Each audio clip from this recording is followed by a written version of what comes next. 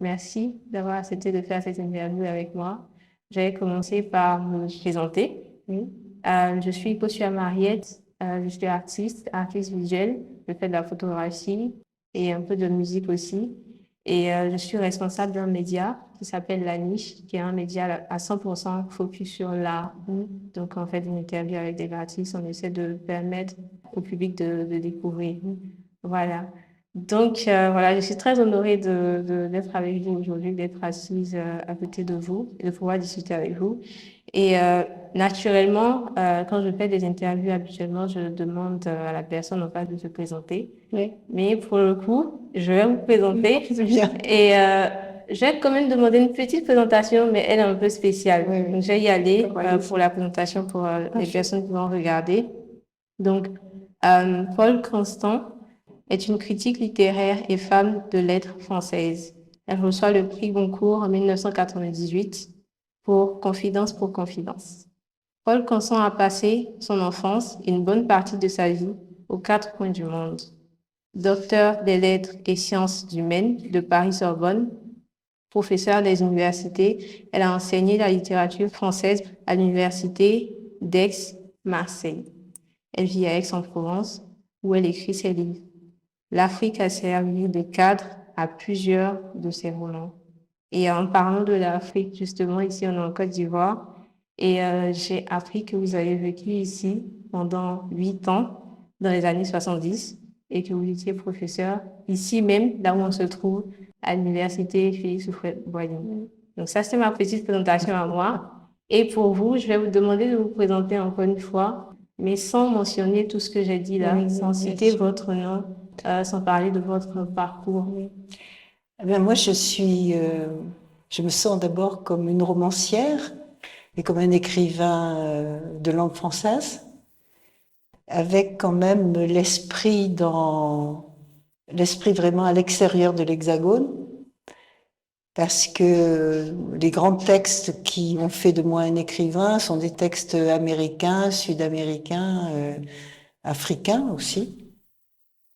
Et il s'est trouvé que j'ai eu l'occasion, la chance, le bonheur, la malchance, je sais pas, de passer une grande partie de ma vie en Afrique coloniale d'abord parce que mon père était médecin dans un tout petit endroit du Cameroun à la frontière de la Centrafrique.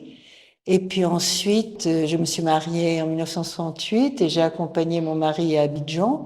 Il était le chef de service des maladies infectieuses et tropicales de l'hôpital de Treichville. Et puis, il a été un des grands initiateurs de la construction du CHU, du grand CHU de Cocody, où j'ai accouché d'ailleurs de mon fils en 1972. Et j'ai commencé ici, dans cette université, j'étais si jeune, j'avais 24 ans, j'ai commencé ma carrière universitaire et j'ai commencé comme assistante. Et c'était un travail assez difficile, mais à l'époque, l'université d'Abidjan, qui était une immense université à la fois régionale et interrégionale, qui amenait beaucoup d'étudiants d'autres pays africains, était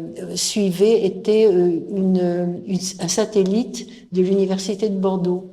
Donc on suivait les cours de l'université de Bordeaux. Et donc je faisais des cours sur le théâtre, je faisais des cours sur Malraux, et j'ai même créé un cours sur le rire. Donc, vous voyez, tout à l'heure, je parlais à nos amis du rire. Donc, l'histoire du rire. Qu'est-ce que c'est de rire depuis Rabelais jusqu'à San Antonio? Et donc, c'est la première fois que je reviens en Côte d'Ivoire depuis plus de 50 ans. Et ma prochaine question est en rapport avec ça. Oui. Première fois depuis 50 ans, quel était votre souvenir de la Côte d'Ivoire jusque-là avant de revenir? Ben, le souvenir de la Côte d'Ivoire, j'ai jamais vraiment quitté Abidjan parce que mon mari, donc médecin, était à lui-même à l'hôpital le dimanche. Donc c'est cette ville somptueuse et j'allais dire plus somptueuse que ce qu'elle n'est maintenant dans la mesure où tout était neuf et tout était, l'hôtel Ivoire venait à peine d'être construit. Le CHU était rutilant, mais c'était déjà, et la lagune était somptueuse. Il me semble qu'elle est un peu rétrécie, la lagune, hein, un peu rétrécie. Si j'ai une suggestion à faire, et si quelqu'un m'écoute, renoncez à votre projet de garage à bateau et faites le long de la lagune un jardin extraordinaire qu'on pourrait visiter comme le jardin de Monaco.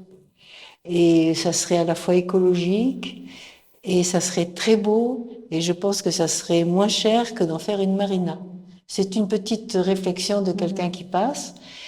Donc, ce que je fais actuellement, c'est essayer de retrouver les lieux que j'ai connus donc il y a 50 ans. Et comme toujours, il se passe toujours le même phénomène. On ne retrouve rien. Et puis, on est désolé. Et puis, on retrouve tout. Et on se dit, mais qu'est-ce qui s'est passé entre-temps? Voilà. 50 ans après, pourquoi autant de temps après? Est-ce que je voulais pas être nostalgique des années africaines? Il faut penser que j'ai passé mon enfance, que j'ai passé ma vie de jeune femme, le moment où on vient de faire un mariage d'amour, où on vit ensemble, où on décide d'avoir des enfants, on commence à peine un métier, on soutient son mari, donc c'est quand même des années capitales, c'est des années très importantes. Si on repart en France avec cette nostalgie, on risque de ne pas s'adapter. Alors j'ai eu beaucoup de chance en France, c'est que le poste qui m'a été proposé, c'était un poste à l'université, bien sûr, où j'ai gravi toutes les marches. C'était un institut pour étudiants étrangers. Alors j'étais très contente parce que j'enseignais à 60 nationalités différentes.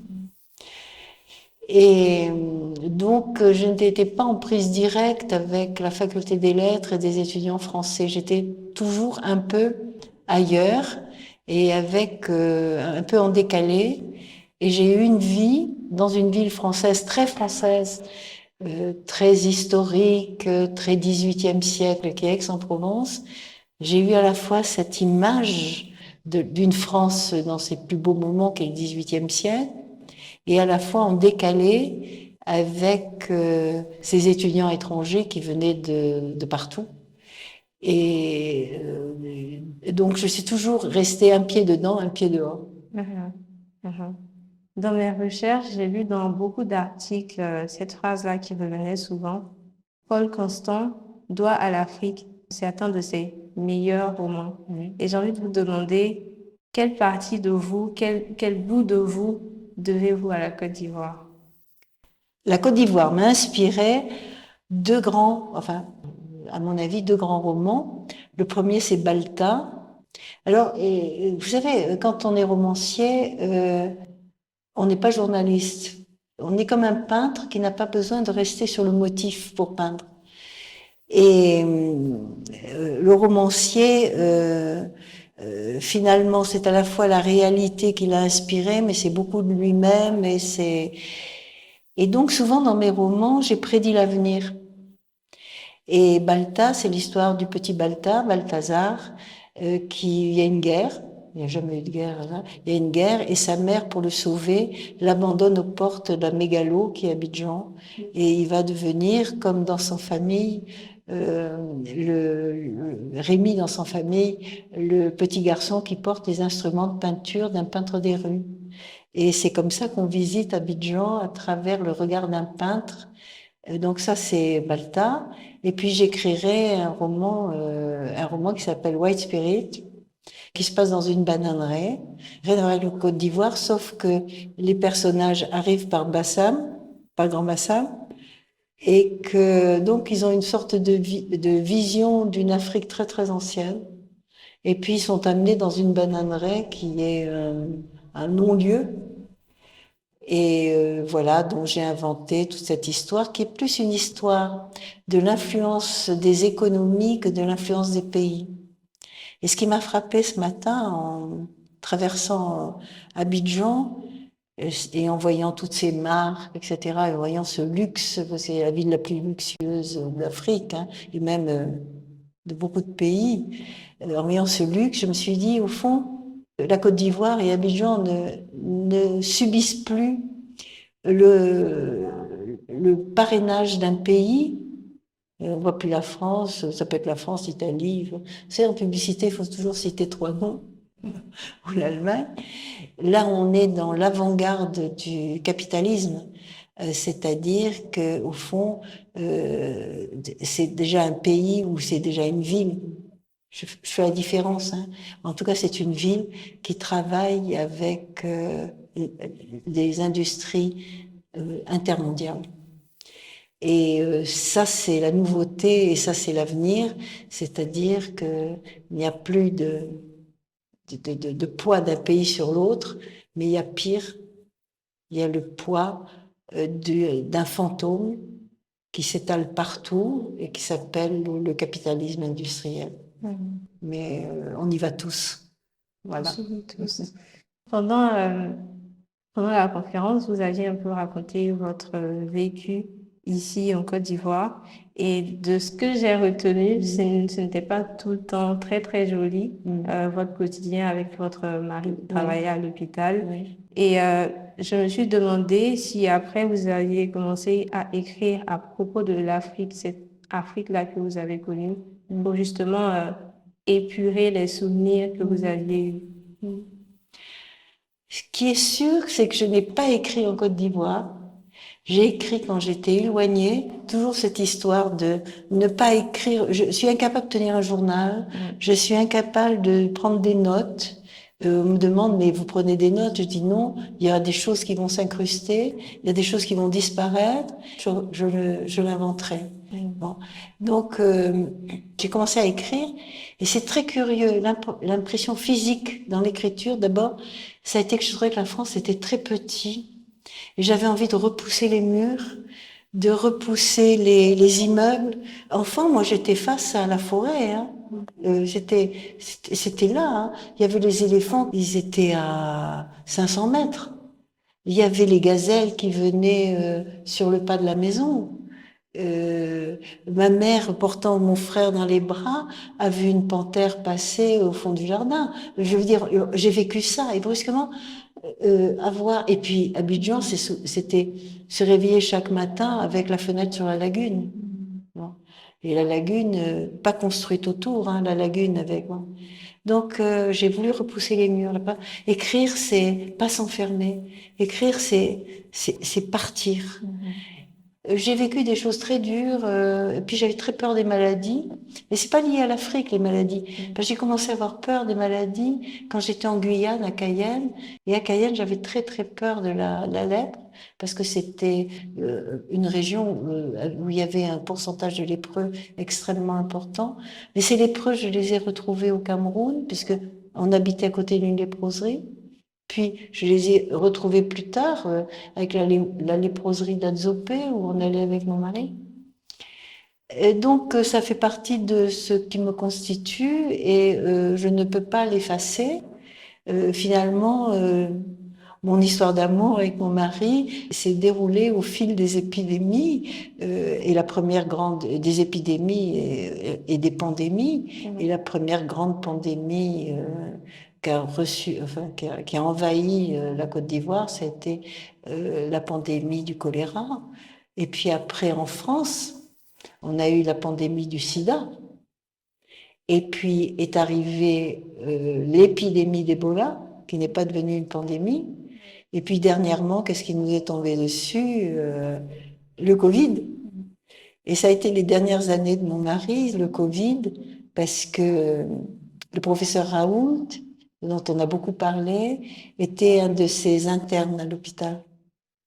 Donc, on était d'accord, pas d'accord, c'était quand même une épidémie extrêmement nouvelle, qui nous montre que finalement, nous avons inventé les antibiotiques, et maintenant il faut inventer quelque chose pour les virus. Et le virus, Ça se réinvente en permanence. Le virus, c'est la vie, puissance 1 milliard. Vous pensez quoi de la Côte d'Ivoire que vous venez de rencontrer maintenant? C'est à la fois la même, heureusement. J'ai trouvé que la ville était déjà très étalée. C'était difficile, par exemple, un domestique d'aller de son quartier au plateau. Je vivais au plateau. Je trouve que il y a une petite dégradation parce que je trouve qu'il y a trop de bâtiments en construction, beaucoup de ciment. Mais il y a cette espèce de grande beauté. Moi. Le cri que j'ai poussé en voyant la première fois, en ouvrant la fenêtre, ce petit immeuble du plateau qui s'appelle la Cité Esculape, elle avait une fenêtre sur la lagune. C'est un cri d'admiration. Et je l'ai écrit en préface, c'est qu'on ne pouvait pas imaginer plus beau. Et là, depuis l'hôtel, j'essaie de photographier la lagune. Je retouche les photos pour enlever les immeubles. Ah oui. Oui. Je me fais des retouches de photos, j'enlève les immeubles et j'envoie les photos avec cette lumière incroyable qui change tout le temps. C'est comme en Bretagne, ça change tout le temps. C'est-à-dire que je commence à photographier par ma petite fenêtre, la lagune, toujours le même point de vue, si vous voulez, et avec des lumières différentes. C'est ma petite contribution à l'art de la photographie. Merci pour ça. Lors de vos échanges ici, il y a un mot que vous avez prononcé qui m'a interpellée, c'est brouteur. Brouteur? Oui, oui. Et c'est un mot typique d'ici. Du coup, je me demandais si vous en connaissiez d'autres du Rimouchi, par Non. exemple. Alors, brouteur, je l'ai appris pendant la table ronde avec les sommités universitaires qui nous accompagnaient, mais ça fait écho, finalement, à ces très jeunes gens qui manient merveilleusement Internet et qui pêchent des victimes en France et en Europe en les faisant croire à l'amour. Souvent, c'est des vieilles femmes, des femmes pas très belles, et c'est une action extraordinairement cruelle, je trouve. Et puis ça, donc je trouve que le mot est très intéressant, mais je l'ai appris aujourd'hui. Maintenant, il n'est pas dans mes livres, mais si jamais j'espère que je ne rencontrerai pas de brouteur. Moi aussi. J'ai retenu aussi, j'ai pas retenu, mais le mot que l'on prononce quand on nous demande de sourire devant une photo, c'est quoi pour avoir le sourire qu'il faut? Il y a un mot. Il faut dire hariki ou je sais pas, il faut, Wistiti? Oui, non, mais c'est pas Wistiti. Wistiti, je connais, c'est un autre mot. Oh, ça me Et j'adore que des sommités de l'université le prononcent pour avoir un effet de sourire de groupe. Voilà. Ok, ma dernière question, c'est est-ce que ce voyage déjà là vous inspire un autre livre? Oui, sûrement. En tout cas, je suis obligée. J'arrive à la fin de ma vie. Et la seule chose que je voudrais vraiment, c'est écrire un autre livre. Et ce livre-là, il aura un rapport avec ce que je viens de faire. Je vais l'appeler Le Voyage. Et je crois que la première phrase, c'est un écrivain qui dit je n'ai plus de présent. Il veut dire je n'ai plus la conjugaison au présent. Ok. Hein? C'est joli. Voilà.